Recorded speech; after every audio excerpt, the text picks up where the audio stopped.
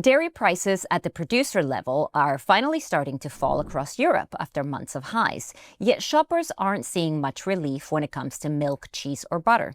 So, what's causing the gap between farm and retail prices? I'm Johanna Bota, and here to help us make sense of it all is John Lancaster, head of EMEA Dairy and Food Consulting at StoneX. Welcome back, John. Thank you for joining us. Thank you for having me again.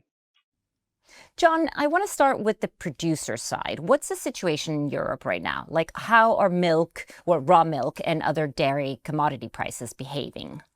Yeah, so I suppose the first thing maybe just to say is from a price transmission point of view, what generally happens in Europe is commodity prices, so the likes of cheese, butter, dry powders that are produced from milk products, they tend to move first, and then there's a lag in pricing for the farmers. So it generally takes 2 to 4 months, depending on the country and the region, and also you the kind of part of the pricing cycle for those changes in those commodity prices to be passed through to the farmers.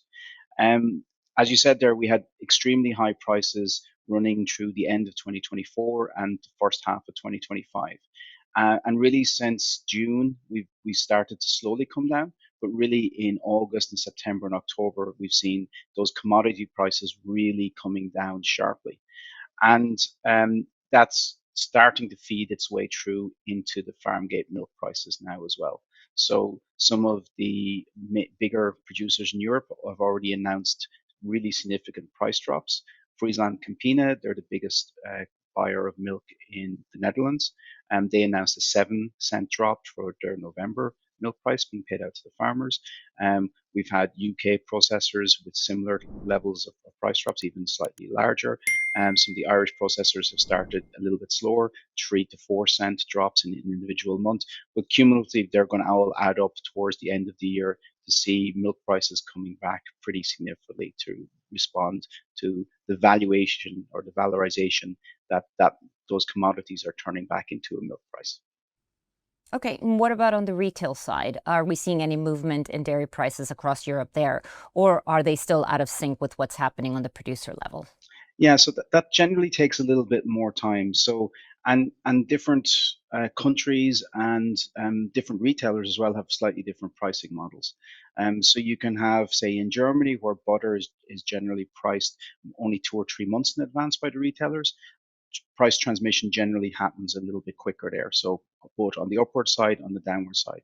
You've got other countries like the UK and especially France, where there's longer term contracts in place between the retailers and the dairy processors. So that can take a long time then for those prices to actually fully pass through to the consumer. Now that's a benefit when prices are moving higher.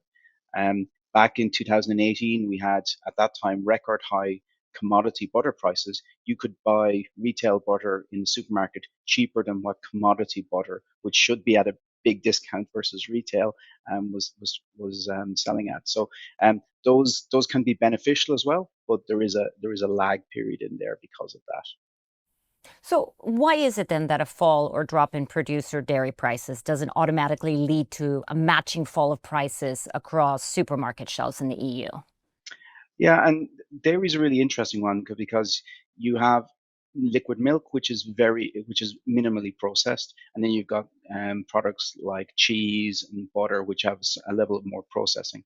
If you look at liquid milk, generally between 40 to 60% of the cost of that carton of milk sitting on the shelf, say a supermarket own brand milk, is coming from the actual milk price being paid out to the farmer. The rest of it is processing, logistics, cold chain, margins for the different players along the chain. So even if the milk price halves, that's not going to have the milk price on the shelf. It might, reduce it down by 15 or even 20 pence a liter, which is a pretty significant drop, but it's not a one-to-one type transmission. The other thing I think, especially since we've had this really sharp inflationary piece post-COVID, is that the retailers and the processors have been flowing that through into the costs as well. So there is this tendency for an asymmetry between price increases and decreases. Sometimes it's called the hammer and the feather. Prices go up like a hammer dropping, but prices tend to go down like a feather dropping.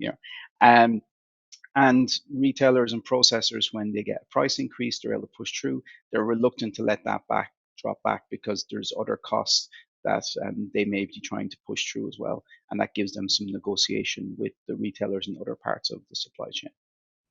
That's actually really interesting. So, given everything that we just discussed, how should we interpret the drop or pressure in dairy commodity prices? Like, what signals is the market sending? Right now, the market is really sending a signal that there's a lot of milk being produced around the world. Our main dairy export regions, that's the US, Europe, Oceania, Australia, New Zealand, and we have very good milk supplies.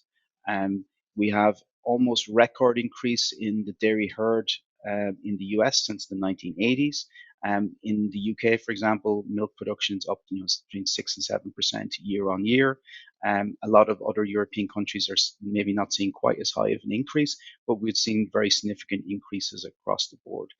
And on the demand side, we've had a number of years of relatively high inflation. Um, that is less of a topic in general conversation, but it doesn't mean that hasn't gone away. Those high prices are here to stay. It's just how fast they go up from here. So that has put pressure on consumers around the world and has maybe dampened demand a little bit as well. So you've got this combination of what has been high milk prices, which has really incentivized farmer milk production, coming into a market with somewhat tepid demand. So, and then trying to find where the balancing point on those two pieces are. Right. That makes a lot of sense. John, thank you again for joining us and for all the great insight as always. And thank you to our viewers for watching. For more financial content, don't forget to like and subscribe to our channel.